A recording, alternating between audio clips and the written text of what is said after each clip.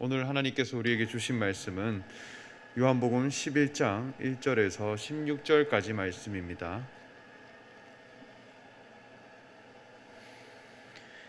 요한복음 11장 1절에서 16절까지 말씀입니다. 저와 여러분이 함께 교독하시고 저는 계속 읽도록 하겠습니다. 어떤 병자가 있으니 이는 마리아와 그 자매 마르다의 마을 베다니에 사는 나사로라. 이 마리아는 향유를 주께 붓고 머리털로 주의 발을 닦던 자요, 병든 나사로는 그의 오라버니더라.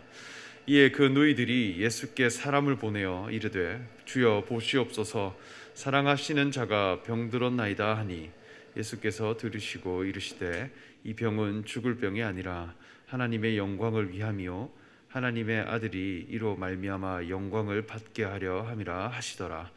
예수께서 본래 마르다와 그 동생과 나사로를 사랑하시더니 나사로가 병들었다 함을 들으시고 그 계시던 곳에 이틀을 더 유하시고 그 후에 제자들에게 이르시되 유대로 다시 가자 하시니, 제자들이 말하되 랍비여, 방금도 유대인들이 돌로 치려 하였는데 또 그리로 가시려 하나이까? 예수께서 대답하시되 낮이 12시간이 아니냐? 사람이 낮에 다니면 이 세상의 빛을 봄으로 실족하지 아니하고 밤에 다니면 빛이 그 사람 안에 없는 고로 실족하느니라. 이 말씀을 하신 후에 또 이르시되 우리 친구 나사로가 잠들었도다. 그러나 내가 깨우러 가노라. 제자들이 이르되 주여, 잠들었으면 낫겠나이다 하더라. 예수는 그의 죽음을 가리켜 말씀하신 것이나 그들은 잠들어 쉬는 것을 가리켜 말씀하심인 줄 생각하시는지라. 이에 예수께서 밝히 이르시되 나사로가 죽었느니라. 내가 거기 있지 아니한 것을 너희를 위하여 기뻐하노니 이는 너희로 믿게 하려 함이라. 그러나 그에게로 가자 하시니, 디두모라고 하는 도마가 다른 제자들에게 말하되 우리도 주와 함께 죽으러 가자 하니라. 아멘. 사랑하는 일산 충신 성도 여러분, 오늘도 기도의 자리로 오셔서 하나님의 은혜와 하나님의 뜻을 구하기 위해 오신 여러분들에게 하나님의 축복과 은혜가 가득하시기를 소망합니다. 예수님께서 이 땅에 오셔서 하나님의 아들로서 사역을 감당해 가실 때 많은 병자들이 예수님께 나아왔습니다. 때로는 예수님께서 직접 병자들에게 가시기도 하셨고 그들을 회복시키셨음을 복음서는 말씀하고 있습니다. 그렇다면 왜 예수님께서 그 많은 병자들을 회복시키셨을까? 우리는 생각해 봐야 하겠습니다. 성경은 살아있는 하나님의 말씀이고 우리에게 오늘날 살아 역사하시는 교훈이 되는 말씀이기에 이것을 그저 기적 자체를 증명하는 말씀으로 멈춰서는 안 되기 때문입니다. 예수님께서는 이적을 행하신 후에 사람들에게 가르침을 주셨습니다. 정말 중요한 것은 예수님이 우리에게 가르치고자 하는 교훈이 있다는 것입니다.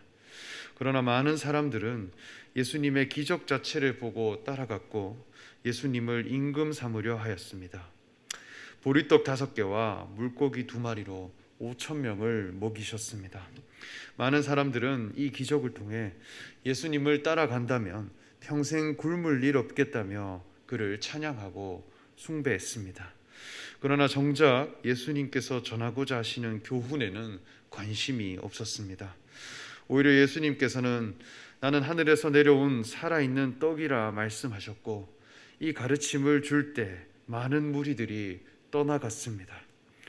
예수님의 생명만이 우리의 참된 양식이며 예수님의 삶을 내 삶의 양식으로 삼아갈 때 참된 기쁨과 풍성함과 나누면 나눌수록 배부름을 얻는 만족이 있다는 것입니다. 이것을 발견해간 자들이 제자들이었고 그들은 마침내 교회 공동체를 이룰 수 있는 사도들이 되었습니다. 그러므로 참된 그리스도인이라 한다면 말씀을 통해 오늘 나에게 주고자 하시는 교훈이 무엇인가 우리는 찾아가야 할 것입니다. 예수님께서 많은 병자들과 죄인들을 회복시키신 것은 우리의 자아가 예수님을 만나기 전에 병든 자와 같고 소경과 같고 문둥병자와 같고 중풍병자와 같다는 것입니다. 하나님의 뜻을 알지 못하고 하나님이 나를 지으신 목적을 상실했을 때 내 삶은 그러한 병든 자의 모습과 같더라는 것입니다. 그러나 이 병든 자의 모습으로 예수 그리스도 앞에 나아갔을 뿐인데 나를 회복시키시고 진리에 대해 눈을 뜬 자로 하나님의 형상을 회복한 자로 이제는 내 삶을 다스릴 수 있는 자유한 자로 회복되는 역사가 있다는 것입니다. 오늘 본문 말씀에는 한 병자가 등장하는데 그는 마리아와 그 자매 마르다의 마을 베다니에 사는 나사로라는 인물입니다. 그러나 나사로 한 사람을 소개하는 것이 아니라 마리아를 중심으로 그 가족들을 설명해 갑니다. 마리아는 향유를 주께 붓고 머리털로 주의 발을 닦던 자요 병든 나사로는 그의 오라버니더라 말씀합니다. 나사로가 어떤 병에 걸렸는지 소개되지 않지만 나사로와 함께 그의 가족인 마리아와 마르다를 지금 함께 소개합니다. 이는 예수님을 믿고 섬기는 공동체로서 예수님 앞에 함께 나아왔다는 것입니다. 3절 말씀을 보면 이에 그 누이들이 예수께 사람을 보내어 이르되 주여 보시옵소서 사랑하시는 자가 병들었나이다 하는데 나사로에 대해서 예수님은 사랑하시는 자라 표현하고 있습니다. 나사로의 누이인 마리아는 향유를 예수님 발에 부은 여인이었고 예수님은 나사로를 사랑하시는 그러한 관계라는 것입니다. 이것을 통해 알 수 있는 것은 예수님과 그 공동체 간의 관계는 매우 특별하고 또 의미 있는 관계라는 것을 알 수 있습니다. 예수님이 왜 그들을 사랑하시는가에 대한 이유에 대해서는 본문을 통해 알 수는 없지만 마리아를 소개해 갈 때 향유 옥합을 깨어 예수님 발에 부은 자라 말씀합니다. 이 향유 옥합이라고 하는 것은 당시 노동자의 1년 삭과 같았습니다. 자신에게 주어진 모든 가치를 예수님의 발 앞에 드렸다는 것입니다. 가룟 유다는 그것에 대해 허비하는 일이라 여겼지만 예수님은 자신의 장례를 위한 일이라 여기며 이것을 기억하라 하셨습니다.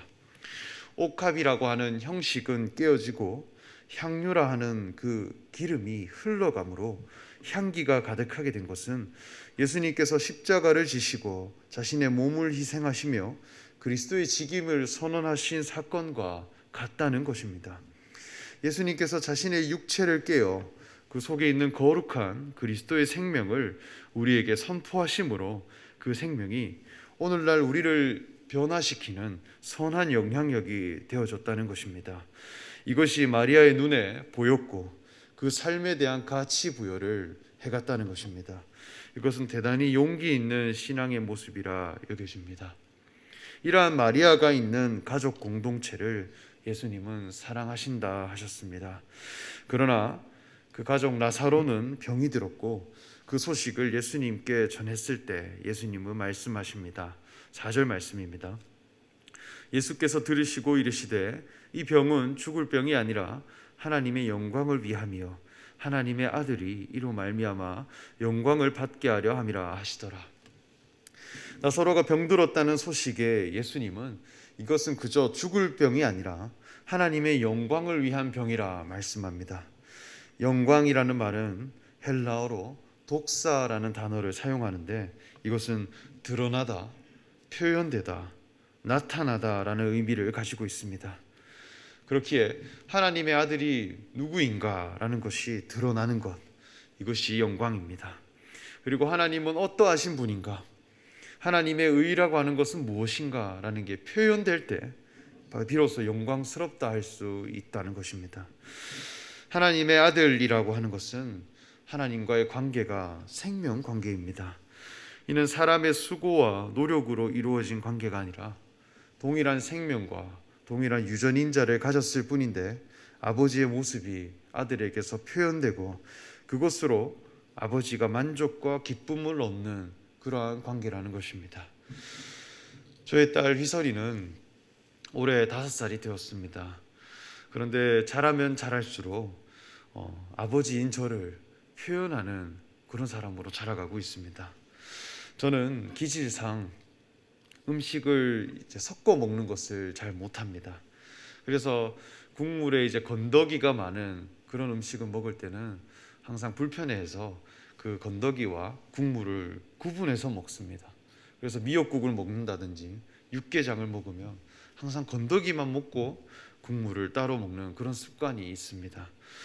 그런데 얼마 전에 희설이가 국밥을 먹는데 건더기만 먼저 먹고 국물만 따로 먹는 것을 보았습니다. 저는 그 모습을 보면서 굉장히 놀랐습니다. 한 번도 가르쳐 준 적이 없는데 어쩜 저렇게 내 모습과 같을까 여겨졌습니다. 그리고 어느새 걸음걸이도 저와 너무나 닮아 있습니다. 저는 습관적으로 팔자걸음으로 뒤뚱뒤뚱 걷는 습관이 있는데 희설이도 그렇게 걷고 있습니다. 그래서 뒤에서 보면 걸음걸이가 너무 두 사람이 똑같아서 사람들이 놀라곤 합니다. 자녀는 자신이 끌리는 대로 그저 선택해가고 자신에게 주어진 삶을 살아가는데 그 삶이 다 아버지를 표현하고 있는 삶이더라는 것입니다. 이 나사로의 병듦은 하나님의 아들이란 누구이신가 이것을 드러나기 위한 영광의 병이라 할 수 있겠습니다. 오늘날 교회는 예수 이름으로 모인 공동체입니다. 우리는 마리아와 같이 향료 옥합을 깨어 주님께 드리는 사람으로 살기 위해 모인 자들입니다.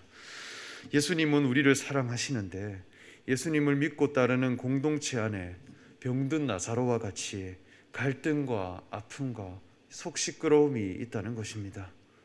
때로는 말씀으로 인해, 때로는 관계로 인해, 때로는 나의 신앙의 문턱을 넘지 못했기 때문에 여러 크고 작은 갈등과 아픔과 그런 속 시끄러움들이 있다는 것입니다.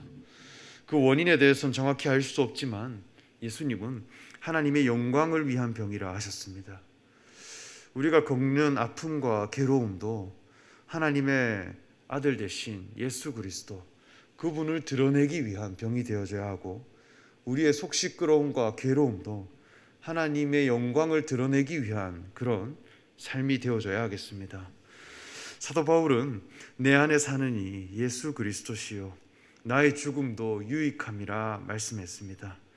내 속에 계신 이가 예수 그리스도시기에 나의 겉사람이 죽을지라도 예수님이 드러나시기에 그것이 유익하다라는 것입니다.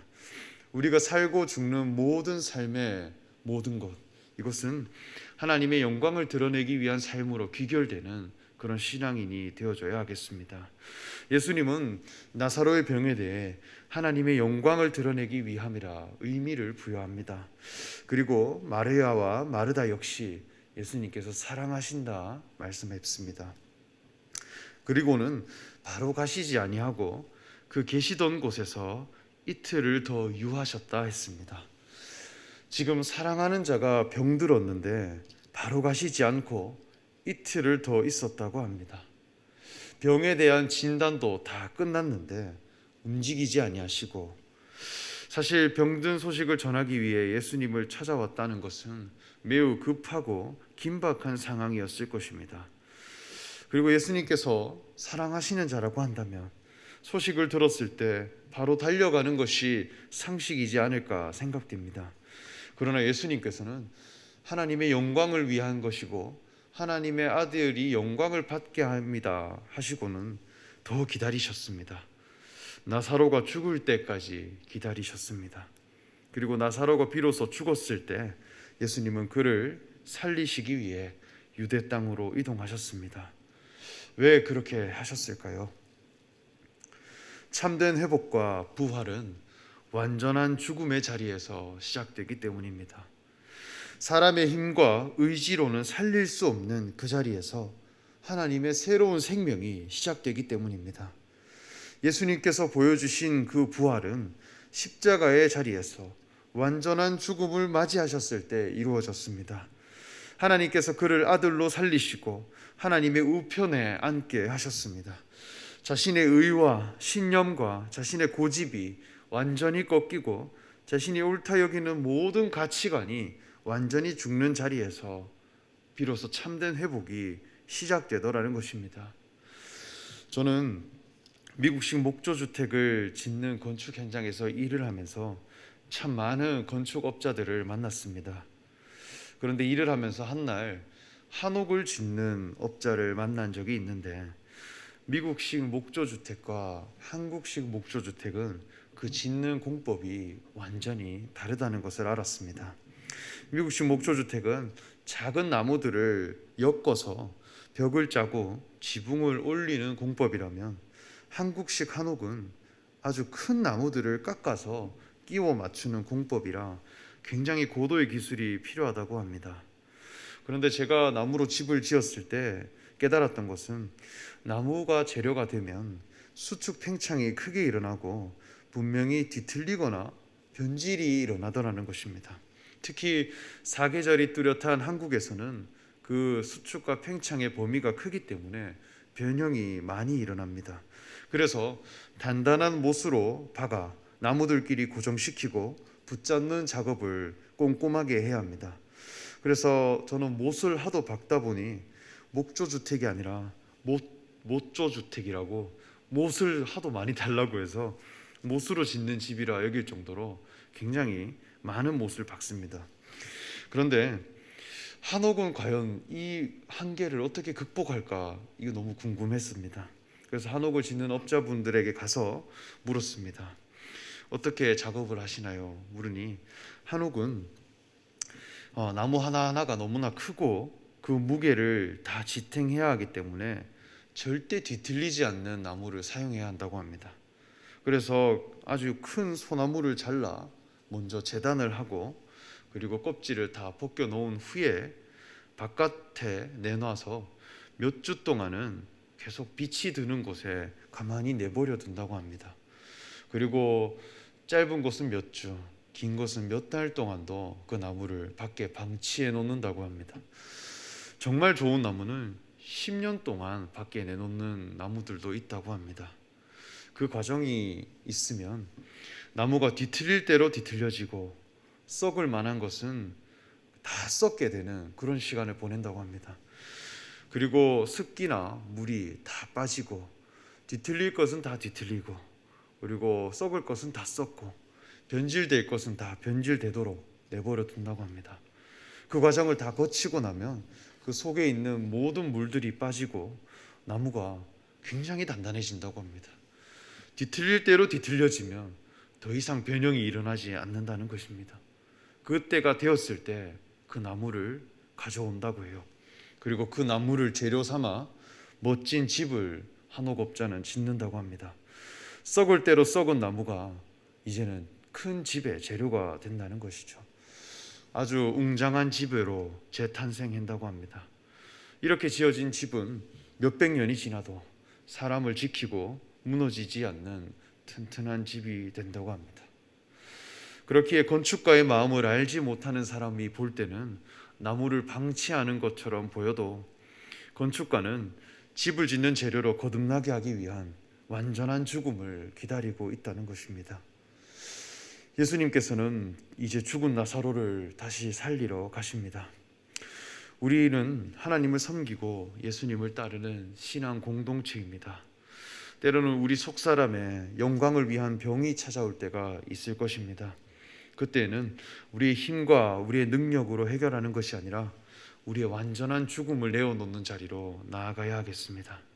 나의 의가 완전히 꺾이고 내가 옳다 여기는 내 가치관과 내 자아가 완전한 죽음에 이르는, 십자가에 매달려 나는 죄인입니다 고백되는 자리로 가신 그 예수님과 같이 우리도 주와 함께 죽는 자리로 나아갈 때 참된 부활 생명이 우리에게 허락될 것이라 확신하며 말씀을 나눕니다. 함께 기도하겠습니다. 하나님 감사합니다. 우리에게 하나님의 말씀을 듣게 하시고 하나님의 의를 깨닫는 그 시간을 허락하심에 참으로 감사드립니다. 우리가 예수님 앞에 향유 옥합을 깨어 주님의 발 앞에 드린 마리아와 같은 자들이 되기 원합니다.